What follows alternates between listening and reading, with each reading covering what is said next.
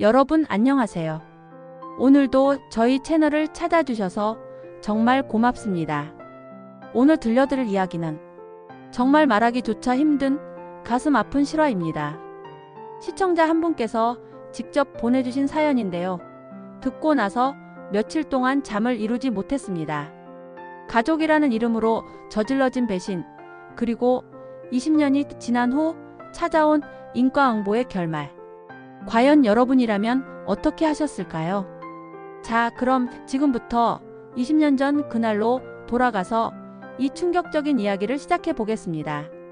아버지가 돌아가셨습니다. 1995년 서울 강남의 한 대학병원. 의사의 차가운 선언과 함께 우리 가족의 운명이 완전히 바뀌었습니다. 사연자 김모 씨는 현재 65세, 당시 45세였습니다. 3남 2녀 중 막내 아들이었던 그는 아버지의 임종을 지키며 오열했습니다. 아버지, 왜 이렇게 갑자기? 아버지는 서울 강남에서 작은 건설회사를 운영하던 사업가였습니다. 1970년대부터 시작해서 강남 개발 붐을 타고 상당한 재산을 모았죠. 아파트 3채, 상가 건물 이동, 그리고 회사 지분까지. 당시 시가로 약 50억 원이 넘는 재산이었습니다. 형님들, 아버지 장례부터 치르고 재산 이야기는 나중에 해요. 하지만 큰형 김모 씨 당시 55세의 표정은 이미 심상치 않았습니다. 아버지의 장례식이 치러지는 3일 동안 김 씨는 이상한 낌새를 느꼈습니다. 큰형과 둘째 형이 귓속말을 나누며 무언가를 의논하는 모습이 자주 목격됐고 누나들도 어딘가 어색한 분위기였습니다. 막내야, 너는 아직 어리니까 형들이 알아서 처리할게. 큰형의 말에 김 씨는 고개를 끄덕였습니다. 당시만 해도 형을 전적으로 믿고 있었거든요. 그런데 장례식 마지막 날 충격적인 일이 벌어졌습니다. 아버지가 생전에 유언장을 작성해 두셨습니다. 큰형이 꺼내든 것은 아버지의 자필 유언장이었습니다. 그런데 그 내용이 재산의 80%는 큰아들에게, 나머지는 다른 자녀들이 나누어 가지라. 이게 뭐예요, 형님? 아버지가 이런 말씀을 하신 적이 없는데요. 김 씨가 항의했지만 큰형은 냉정했습니다. 막내야, 아버지 유언이야. 우리가 어떻게 하겠어? 그리고 너는 이미 대학까지 보내주셨잖아. 형들은 고등학교도 제대로 못 나왔는데. 누나들도 이상하다고 했지만 큰형은 법적으로 문제없다며 일방적으로 통보했습니다. 그 자리에서 김 씨가 받은 것은 고작 아파트 한 채 값인 5억 원 뿐이었습니다. 장례식이 끝나고 한 달 후 김 씨는 우연히 충격적인 사실을 알게 됩니다. 아버지의 주치의였던 의사를 만난 자리에서였습니다. 아, 김 사장님. 참 안타깝습니다. 마지막에 유언장 얘기하시면서 얼마나 고민하시던데. 네? 의사 선생님, 그게 무슨 말씀이세요? 아버지께서 돌아가시기 일주일 전에 저한테 그러시더라고요. 막내한테 회사를 물려주고 싶은데 큰아들이 반대해서 고민이라고.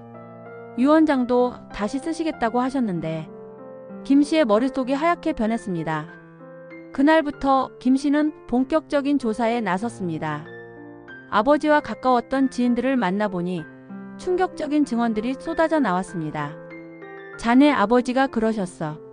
막내가 제일 착하고 능력도 있으니 회사를 맡기고 싶다고. 근데 큰아들이 워낙 반대를 해서. 아버지가 병원에 입원하신 마지막 주에 큰아들이 매일 병실을 지키더라고. 다른 가족들은 오지도 못하게 하고. 점점 진실이 드러나기 시작했습니다. 김 씨는 변호사를 찾아갔습니다. 변호사님, 이 유언장이 위조된 것 같은데 어떻게 확인할 수 있나요? 하지만 변호사의 답변은 절망적이었습니다. 필체 감정을 받아볼 수는 있지만 아버님이 직접 쓰신 것이 확실하다면 위조로 보기 어렵습니다. 다만 강압이나 협박에 의한 것이었다면. 그런데 그걸 어떻게 증명하나요? 그게 문제죠. 증인이 있어야 하는데. 설상가상으로 큰형은 이미 재산 이전을 마친 상태였습니다. 아버지가 돌아가신 지 불과 2개월 만에 모든 부동산과 회사 지분을 자신 명의로 바꿔버린 것입니다. 김 씨가 다시 큰형을 찾아갔을 때, 형님, 아버지가 정말 그런 유언을 남기셨나요? 주변 분들 얘기로는, 야, 이 새끼가 아버지 돌아가시자마자 재산 타령이야. 5억 원도 적어. 그것도 고마운 줄 알아. 큰형의 태도는 완전히 달라져 있었습니다. 예전에 자상한 형님은 온데간데 없고 탐욕에 눈이 먼 낯선 사람이 되어 있었죠. 이 사건으로 인해 가족은 완전히 갈라져 버렸습니다. 둘째 형은 큰형 편을 들었습니다. 자신도 상당한 몫을 받았기 때문이었죠. 막내야, 형님 말이 맞아. 아버지 뜻을 따라야지. 괜한 의심하지 마. 하지만 누나들은 달랐습니다. 특히 큰 누나는 김씨 편에 섰습니다. 막내야, 나도 이상해. 아버지가 그런 분이 아니셨는데 큰 오빠가 뭔가 숨기는 것 같아. 그러나 이미 법적 절차는 끝난 상태. 유언장의 진위를 가리는 것은 거의 불가능했습니다. 김 씨는 결국 5억 원만 가지고 가족과 완전히 연을 끊었습니다. 좋아요, 형님. 이제 남남으로 살죠. 다시는 연락하지 마세요. 그날이 1995년 5월이었습니다. 가족과 결별한 김 씨는 받은 5억 원으로 새로운 사업을 시작했습니다. 당시 IMF 위기 직전이었지만 김 씨는 아버지로부터 물려받은 사업 수완이 있었습니다. 작은 무역업을 시작해서 착실히 키워나갔죠. 아버지, 제가 정말 아버지 아들인지 보여드리겠습니다. IMF 위기 때도 위축되지 않고 오히려 기회로 삼았습니다. 부도난 업체들의 장비를 헐값에 사들여서 사업을 확장했고 2000년대 들어서는 연매출 100억 원이 넘는 회사로 성장시켰습니다. 결혼도 했습니다. 아내는 초등학교 교사였는데 김 씨의 성품을 보고 결혼을 결심했다고 했습니다. 당신은 가족 때문에 상처받았지만 그 상처가 당신을 더 단단하게 만든 것 같아요. 이남 일녀의 자녀를 두고 행복한 가정을 꾸렸습니다. 아이들에게는 외삼촌들 이야기를 거의 하지 않았습니다. 그동안 김 씨는 형들 소식을 의도적으로 차단하고 살았습니다. 하지만 가끔 어머니를 통해 들려오는 소식들이 있었습니다. 2001년경부터 이상한 소문이 돌기 시작했습니다. 큰형이 운영하는 건설회사가 부실해지고 있다는 것이었습니다. 아버지 때와는 달리 관리가 엉망이었고 직원들도 많이 그만두었다고 했습니다. 아들이 아버지 실력을 따라갈 수 없나 봐. 지인들 사이에서도 그런 평가가 나오기 시작했습니다. 2003년 결정적인 사건이 벌어졌습니다. 큰형이 추진한 아파트 건설 프로젝트에서 부실 공사로 문제가 발생한 것입니다. 손해배상 소송이 이어졌고 회사는 순식간에 부채 더미에 앉게 되었습니다. 큰형님이 아파트 세 채를 팔았대. 어머니를 통해 들은 소식이었습니다. 2005년에는 상가 건물까지 매각했다는 소식이 들려왔습니다. 그래도 회사만 잘 되면. 하지만 회사 상황은 더욱 악화되었습니다. 직원들 월급도 제때 주지 못하는 상황이 되었고 거래처들도 하나씩 떠나갔습니다. 2007년 더욱 충격적인 소식이 들려왔습니다. 둘째 형이 큰형을 고소했다는 것입니다. 무슨 일이에요, 어머니? 둘째가 큰애한테 속았다고 하네. 회사 지분을 담보로 돈을 빌렸는데 그 사실을 모르고 있었다고. 알고 보니 큰형은 회사가 어려워지자 둘째 형 몰래 그의 지분까지 담보로 잡혀서 돈을 빌렸던 것입니다. 서류를 위조해서 말이죠. 둘째 형은 하루아침에 모든 것을 잃게 되었습니다. 큰형이 나를 속였어. 20년 동안 함께 해온 형이 나를 이렇게 배신하다니. 둘째 형은 큰형을 사기죄로 고발했고 두 형제는 법정에서 만나게 되었습니다. 이때 김 씨는 복잡한 심경이었습니다. 자업자득이라고 해야 할까? 그래도 안타깝긴 해. 2008년 큰 누나가 김 씨를 찾아왔습니다. 막내야, 형님들이 너무 힘들어하고 계셔. 누나, 저는 이미 20년 전에 연을 끊었어요. 그때 형님이 뭐라고 했는지 기억하시죠? 그래도 가족인데. 특히 큰 오빠가 많이 후회하고 있어. 하지만 김씨의 마음은 쉽게 움직이지 않았습니다. 누나, 20년 전에 저에게 한 일이 뭔지 아세요? 아버지 유언을 조작했을 가능성이 높다고 생각해요. 그리고 저를 가족으로도 여기지 않으셨잖아요. 그건 큰 오빠도 지금은 잘못했다고 생각하고 있어. 20년이 지나서요? 재산을 다 날리고 나서요? 김씨의 목소리에는 20년간 쌓인 원망이 묻어났습니다. 2008년 금융위기가 터지면서 큰형의 상황은 더욱 절망적이 되었습니다.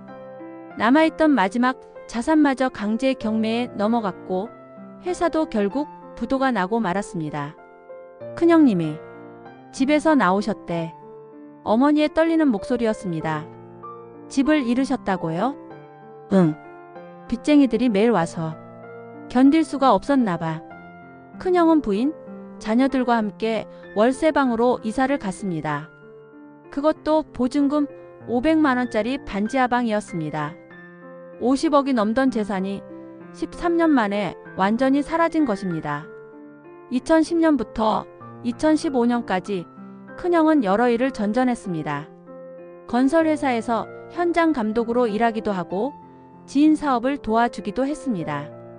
하지만 이미 60세가 넘은 나이에 새로운 일을 하기란 쉽지 않았습니다. 설상가상으로 건강까지 나빠지기 시작했습니다. 당뇨병과 고혈압으로 병원을 오가는 날이 많아졌죠. 큰 오빠가 많이 늙으셨어. 큰 누나가 전하는 소식이었습니다. 그래도 막내한테는 연락하지 말라고 하시더라. 자존심이 있다고. 김씨는 복잡한 심경이었습니다. 20년 전 그때도 자존심이 있다고 하셨겠죠. 재산을 독식할 때는. 그래도 한편으로는 안타까운 마음이 들었습니다. 아무리 미워도 한때는 자상했던 형이었으니까요. 반면 김씨의 사업은 계속 번창했습니다. 2010년대 들어서는 해외 진출까지 성공시켜서 연매출 300억 원이 넘는 중견기업으로 성장했습니다. 자녀들도 모두 훌륭하게 자랐습니다.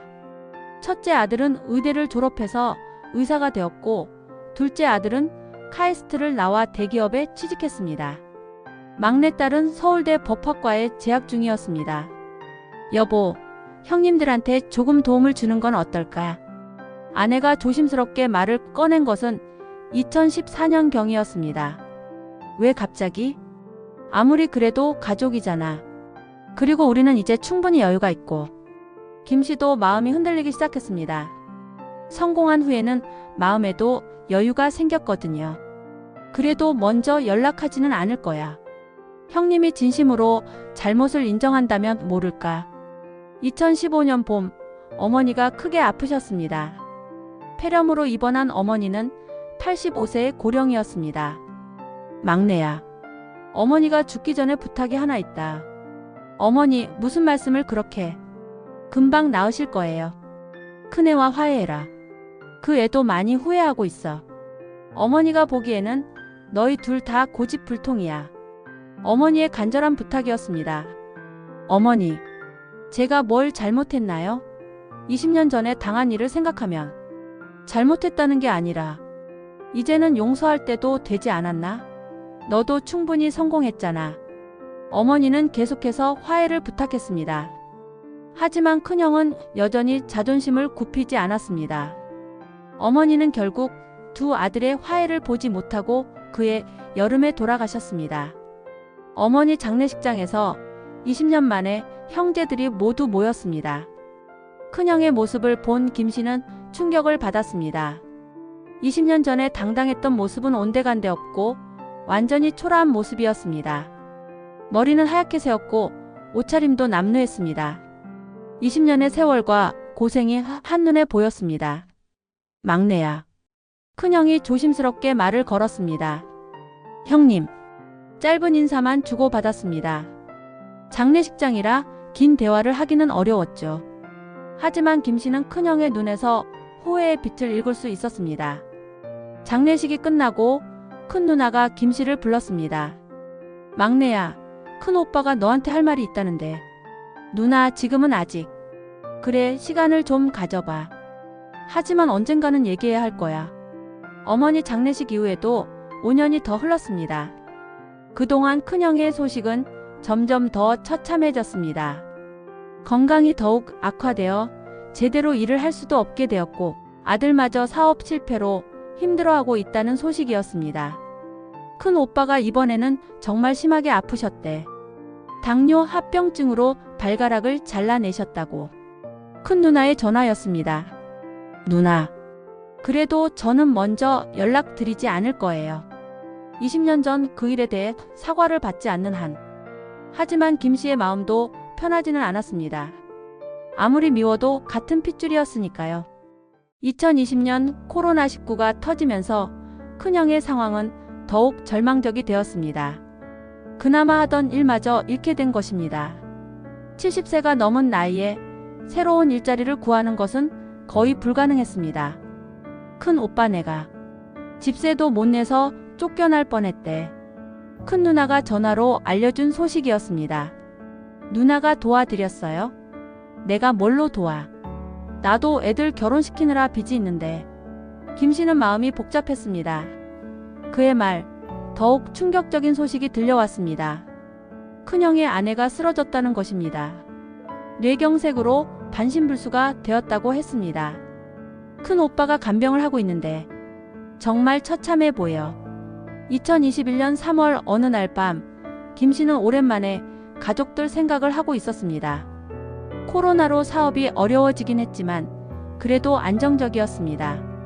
자녀들도 모두 잘 자리 잡았고 손주들도 생겨서 행복했습니다.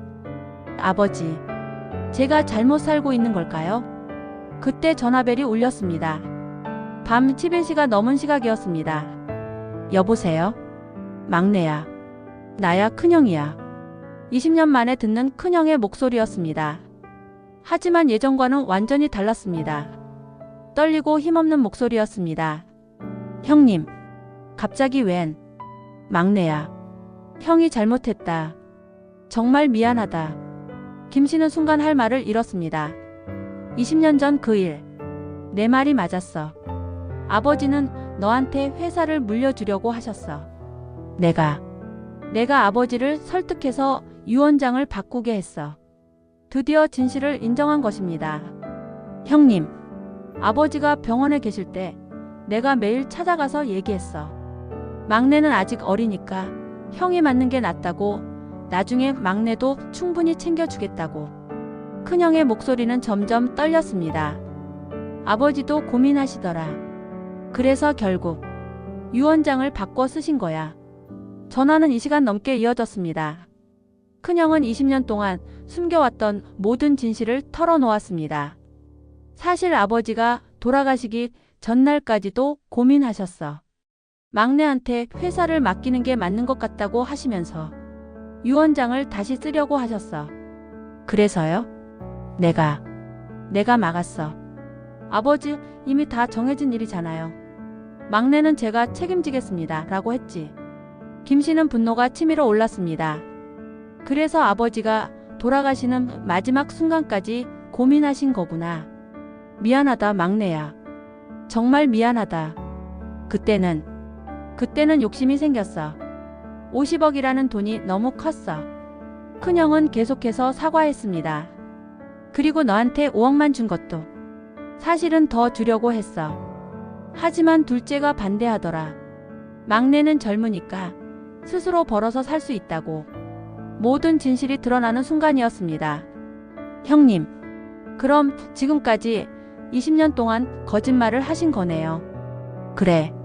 미안하다. 정말 미안하다. 큰형은 오열했습니다. 처음엔 양심의 가책을 느꼈어.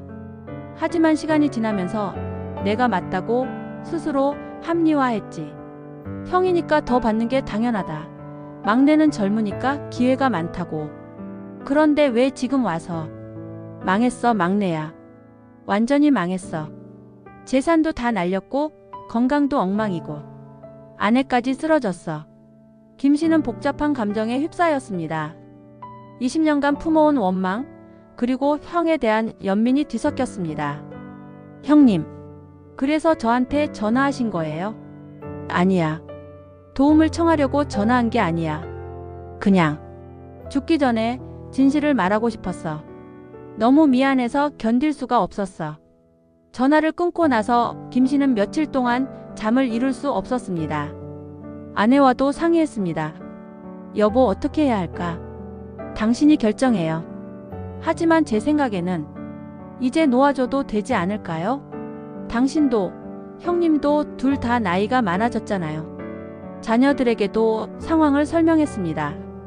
아빠, 저는 외삼촌을 만나본 적이 없어서 뭐라고 할 말은 없지만 가족이잖아요.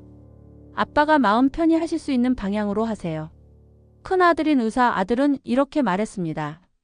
아빠, 외삼촌이 진심으로 후회하고 있다면 용서해 주시는 게 어떨까요? 그게 할아버지도 원하실 것 같아요. 2021년 4월, 김 씨는 큰형을 만나기로 결심했습니다. 약속 장소는 아버지 묘소였습니다. 아버지 앞에서 만나자고 김 씨가 제안했습니다. 그날 묘소에서 마주한 큰형의 모습은 정말 처참했습니다. 20년 전에 그 당당했던 모습은 어디에도 없었습니다. 지팡이를 짚고 다리를 절뚝거리며 걸어오는 모습을 보니 김 씨의 마음도 무너졌습니다. 막내야, 형님. 두 사람은 아버지 묘비 앞에서 마주 앉았습니다. 아버지, 아들이 왔습니다. 큰형이 먼저 묘비에 절을 올렸습니다. 그리고 눈물을 흘리며 말했습니다. 아버지, 제가 잘못했습니다. 막내한테 너무 못되게 굴었습니다. 아버지 뜻을 거스르고 욕심을 부렸습니다. 김 씨도 절을 올렸습니다. 아버지, 아들이 이제야 형님과 함께 왔습니다. 묘소에서 돌아온 후 두 사람은 조용한 식당에서 오랜 대화를 나누었습니다. 막내야, 형이 너한테 정말 못된 짓을 했다. 20년 동안 괴롭혔을 생각을 하면. 큰형은 당시 상황을 자세히 설명했습니다. 아버지가 돌아가시기 일주일 전부터 계속 막내한테 회사를 맡기고 싶다고 하셨어. 그때 나는 패닉 상태였지. 50억이라는 돈. 당시로서는 엄청난 금액이었거든. 그래서 아버지를 설득하신 거구나. 매일 병실에 가서 형이 더 경험이 많다. 막내는 젊으니까 나중에 따로 도와주겠다고 했어. 아버지도 고민 끝에 유언장을 그렇게 쓰신 거야. 큰형은 또한 그동안의 심정도 털어놓았습니다. 처음에는 정말 너를 잘 챙겨주려고 생각했어. 그런데 막상 돈을 만지니까 욕심이 생기더라. 5억이면 충분하다. 형이니까 더 받는 게 당연하다고 생각하게 됐어. 큰형은 자신이 어떻게 몰락하게 되었는지도 상세히 이야기했습니다. 아버지 사업을 제대로 이해하지 못했어. 아버지는 신용과 관계를 중시하셨는데 나는 돈만 보였거든. 직원들을 함부로 대하고 거래처와도 마찰을 일으켰지. 그래서 회사가 어려워진 거구나. 2003년 그 아파트 사건도 아버지였다면 절대 그런 부실 공사를 하지 않으셨을 거야. 나는 비용을 아끼려고 품질을 희생했어. 김 씨는 들으면서 안타까웠습니다. 큰형이 아버지의 경영 철학을 이해하지 못한 것이 몰락의 시작이었던 것입니다. 그리고 둘째한테 한 일도 정말 양심에 찔려. 서류를 속여서 담보를 잡힌 건 정말 잘못한 거야. 둘째 형은 지금 어떻게 지내세요? 연락을 안 해. 당연하지. 나 때문에 망했는데. 큰형은 현재의 상황도 솔직하게 털어놓았습니다. 지금은 월세 50만 원짜리 원룸에 살고 있어. 아내가 쓰러진 후로는 간병비도 만만치 않고 치료는 잘 받고 계세요? 국가에서 지원받는 것만. 더 좋은 치료를 받치고 싶지만 돈이 없어. 김 씨의 마음이 아팠습니다. 아들은 어떻게 지내요? 아들도 사업하다가 망해서 지금은 택시기사를 해. 나 때문에 고생만 시켰어. 50억이 넘던 재산이 25년 만에 완전히 사라진 것입니다. 막내야, 나는 정말 바보였어. 내가 아버지 회사를 이어받았다면 이렇게 되지 않았을 텐데. 김 씨는 오랜 고민 끝에 입을 열었습니다. 형님, 저도 20년 동안 정말 힘들었어요. 형님이 저를 가족으로 생각하지 않는다고 느꼈거든요. 미안하다, 정말 미안하다. 하지만 이제는 용서하려고 해요. 20년이면 충분히 긴 시간이었고 형님도 충분히 고생하셨잖아요. 큰형은 눈물을 흘렸습니다. 고맙다 막내야. 정말 고맙다. 하지만 조건이 있어요. 뭐든지 말해봐. 다시는 거짓말하지 마세요. 그리고 남은 가족들과도 화해하세요. 둘째 형한테도 사과하시고. 알겠어. 꼭 그럴게. 그날부터 김씨는 큰형을 돕기 시작했습니다. 먼저 형수의 치료비를 지원했습니다. 좋은 병원으로 옮겨서 재활치료를 받을 수 있도록 했죠. 막내야. 이렇게까지 해줘도 되나? 형님 가족이잖아요. 저도 이제는 여유가 있으니까. 주거 문제도 해결해 주었습니다. 큰형 부부가 살 수 있는 깔끔한 아파트를 전세로 계약해서 제공했습니다. 너무 고맙다. 어떻게 갚지? 갚을 생각하지 마세요. 그냥 건강하게 사세요. 그리고 큰형의 아들에게도 도움을 주었습니다. 김씨의 회사에서 관리직으로 일할 수 있도록 자리를 만들어 주었죠. 삼촌, 정말 감사합니다.